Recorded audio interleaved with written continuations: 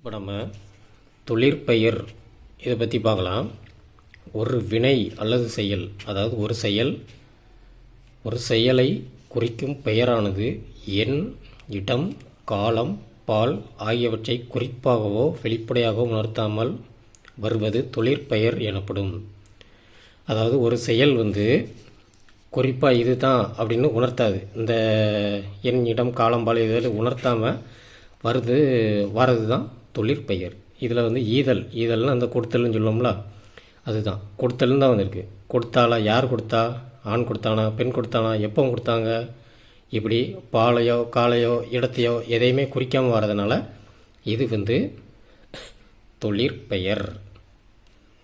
நடத்தல், ஓடுதல், உட்காருதல், படித்தல், அடித்தல் எல்லாமே இந்த மாதிரி வர்றது பொதுவாக வருது. இது இவங்க தான் பண்ணாங்க, எப்போ பண்ணாங்க அப்படிங்கிறத எதையுமே குறிக்காமல் பொதுவாக வெளிப்படையாமல் உணர்த்தாமல் வர்றது தான் தொழிற்பெயர். விகுதி பெற்ற தொழிற்பெயர்கள். வினையடியுடன் விகுதி சேர்வதால் உருவாகும் தொழிற்பெயர் விகுதி பெற்ற தொழிற்பெயர் ஆகும். அதாவது வினையடினா என்னென்னு பார்த்தீங்கன்னா, வினை அப்படின்னா ஒரு செயல், அப்படிதான் செயல், அதுதான் வினை.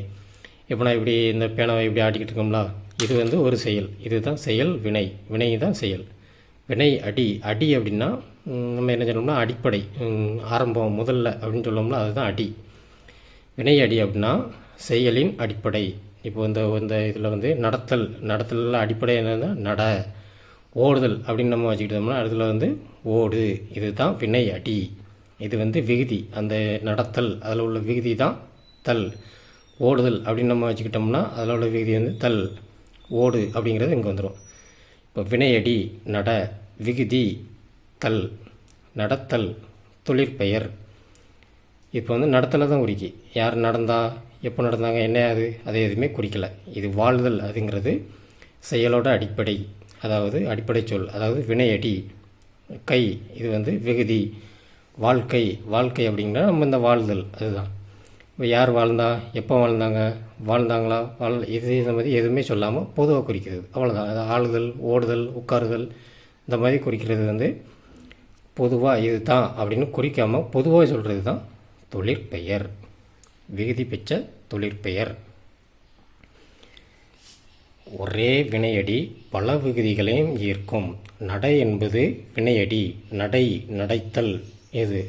அதாவது இப்போ நடங்கிறது ஒரு வினையடி தான், அது ஒரே வினையடி பல விகுதிகளும் இருக்கும். இப்போ ஓடு அப்படிங்கிறதுக்கு ஓடுதல், ஓடல் அப்படின்னு இருக்குல்ல, அதே மாதிரி நட அப்படிங்கிறதுக்கு நடை, நடத்தல் இப்படின்னு வரும். இப்போ எதிர்மறை தொழிற்பெயர். எதிர்மறை பொருளில் வருவது எதிர்மறை தொழிற்பெயர் ஆகும். நடவாமை, கொல்லாமை, அவ்வளோதான். இப்போ இதில் வாழ்தல், வாழ்க்கைன்னு சொல்லலாம், வாழாமை, அவ்வளோதான். ஆளுதல், ஆளல் சொல்லலாம், ஆளாமை. நடத்தல் சொல்லலாம், நடவாமை, அவ்வளோதான். எதிர்ச்சொல் மாதிரி வர்றது தான் எதிர்மறை தொழிற்பெயர். அடுத்ததாக முதநிலை தொழிற்பெயர். விகுதி பெறாமல் வினைப்பகுதியே தொழிற்பெயராதல் முதநிலை தொழிற்பெயராகும். அதாவது விகுதி இல்லாமல், இப்போ தட்டுதலுக்கு உதாரணத்துக்கு கொடுத்துருக்காங்க. தட்டு அப்படிங்கிறது இப்போ தட்டுதல், இந்த தல் அப்படிங்கிறது வரணும், அது வரலை, விகுதி வரல. உரைத்தல் அப்படிங்கிறதுல உரை மட்டும்தான் இருக்குது, தல் வரல. அடித்தல்ங்கிற தல் வரல, விகுதி வரல, அடி மட்டும்தான் இருக்குது. இதுதான் முதுநிலை தொழிற்பெயர், அவ்வளோதான். இந்த விகுதி வராமல் வர தொழிற்பெயர் தான் முதுநிலை தொழிற்பெயர். இச்சொற்கள் முறையே இதுதான் அங்கே சொல்லிருக்கு. முதநிலை தெரிந்த தொழிற்பெயர். விகுதி பெறாமல் முதநிலை தெரிந்து வரும் தொழிற்பெயர் முதநிலை தெரிந்த தொழிற்பெயர் ஆகும். அதாவது விகுதி வராது. இப்போ இந்த உதாரணத்துக்கு கொடுத்துருக்காங்க. தொழிற்பெயர் இது, முதநிலை தெரிந்த தொழிற்பெயர் இது. கடுதல் எப்படிங்கிறத இந்த விகுதி வராமல் இது வந்திருக்குல்ல, இந்த இவங்க பார்த்தோம்னா முதநிலை தொழிற்பெயர் அதான் இந்த விகுதி வராமல் வர்றது முதநிலை தொழிற்பெயர் வந்திருக்கு. அதில் முதநிலை தெரிந்த தொழிற்பெயர்னால் இப்போ கடு அப்படிங்கிறது கேடு அப்படின்னு தெரிஞ்சிருக்கு, சொடு அப்படிங்கிறது சூடு அப்படின்னு தெரிந்து வந்திருக்கு, அவ்வளோதான். இந்த இதில் குறிலுக்கு பதிலாக நெடில் வந்திருக்கு. இப்போ என்னென்னா இது எல்லாமே பொருள் ஒன்று தான். பொருள் வேறுபாடில் பார்த்தீங்களா, கெட்டு போகிறது, கெடுதல், கேடு, இந்த ரெண்டுமே பொருள் ஒன்றா தான் வருது. சுடு, சூடு இதுவுமே பொருள் ஒன்றா தான் வருது. அவ்வளோதான். இந்த விகுதி வந்து இல்லாமல் வந்து முதல்நிலை தொழிற்பெயராக வந்திருக்கா. இந்த முதல்நிலை தொழிற்பெயர் வந்து கெடுங்கிறது கேடு அப்படின்னு தெரிஞ்சு வந்திருக்கு. அவ்வளோதான் முதல்நிலை தெளிந்த தொழிற்பெயர். அப்புறம் பார்த்திங்கன்னா வினையாளனையும் பெயர். ஒரு வினைமுற்று பெயரின் தன்மையை அடைந்து வேற்றுமை உருவு ஏற்றும் ஏற்காமலும் வேறொரு பயனிலையை கொண்டு முடிவது வினையாளனையும் பெயர் எனப்படும். அது தன்மை, முன்னிலை, படர்க்கை ஆகிய 3 இடங்களிலும் 3 காலங்களிலும் வரும். எடுத்துக்காட்டு: வந்தவர் அவர்தான், பொறுத்தார் பூமியாழ்வார். என்ன சொல்லிருக்குன்னா வினையாளனையும் பெயர். இப்போ ஒரு செயல் இருக்குல்ல, இப்போ என்னென்ன நடத்தல், உட்கார்தல், எழுத்தல், இந்த பேனாவால் இந்த எழுதுதல் இதெல்லாம் வருதுல்ல. இது எழுதுதல் இது தான் இந்த நம்ம இந்த செயலோடு சேர்த்து இவர் பண்ணுறாங்க, இது பண்ணலை அப்படின்னு சொல்கிறது தான் வினையாளனையும் பெயர். அவ்வளோதான். இப்போ வந்தவர் அவர்தான், எழுதியவர் அவன்தான், பொறுத்தார் பூமியாழ்வார். இதுக்கு பதிலாக நம்மளே ஒரு சொல்லணும்னா படித்தவள் அவள்தான், எழுதியவன் அவன்தான், இப்படி வந்துடும். அவ்வளோதான். இந்த வினையால் வரும் பெயர் வினையால் அணையும் பெயர். அவ்வளவுதான். இப்போ உதாரணத்துக்கு சொன்னோம்னா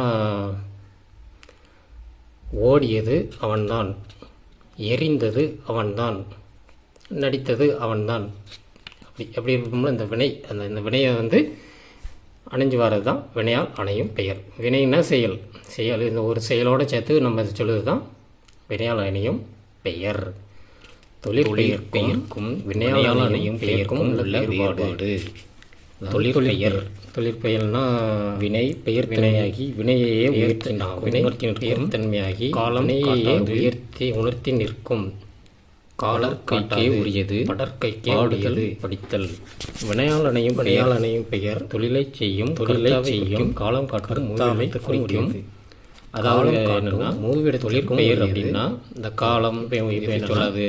இந்த தொழிற்பெயர்னா என்னன்னா நம்மளுக்கு இந்த காலத்தை பொதுவாக வந்துட்டு போயிடும். ஆண்பால் பெண்பால் இதெல்லாம் காட்டுதல், படித்தல், மொத்தத்தில் பொதுவாக சொல்லிடுதல். அவ்வளோதான். எழுதல் பெயர். ஓடுதல் என்னென்னா படித்தல். நம்ம அந்த மாதிரி நிறைய படித்தல் அப்படிங்கிற பொதுவாக சொல்லிட்டு போயிடும். அவ்வளோதான். அதுவே வினையாளனையும் பெயர் வரும்போது தொழிலியவள் அப்படின்னா இதில் ஆண்பால் பெண்பால் அவள்தான் அப்படிங்கிறத சேர்த்து வந்துடும். இதில் வந்து காலத்தை பிடிக்கிறது அப்படின்னா படித்தவள்ங்கிறது படிச்சுட்டா என்ன கடந்த காலம். அவள் படிக்கிறவள் அவள்தான் அப்படின்னு நினச்சின்னா படிக்கிறாள் நிகழ் அப்படின்னா காலங்கால் அவள்தான். படித்தல் அப்படிங்கிறது காலங்காட்டலை, ஆண்பாளையும் காட்டலை, பெண்பாளையும் காட்டலை. இது வந்து தொழிற்பெயர். இப்படி ஆண்பாளையோ பெண்பாளையோ இந்த காலத்தை காட்டுறதோ மூவிடத்திற்கும் தன்மை, முன்னிலை, படர்க்கைங்கிற 3 இடத்திற்கும் இந்த மாதிரி வரதா இருந்தால் அது வந்து வினையால் இணையும் பெயர். அவ்வளோதான். பொதுவாக சொல்லிட்டு போகிறது தொழிற்பெயர். இவங்க தான் செஞ்சாங்க, ஆண் செஞ்சாங்களா பெண் செஞ்சாங்களா, கடந்த காலத்தில் நடந்ததா நிகழ்காலத்தில் நடந்ததா அப்படிங்கிறத சொல்லுறது வினையால் அணையும் பெயர். அவ்வளோதான்.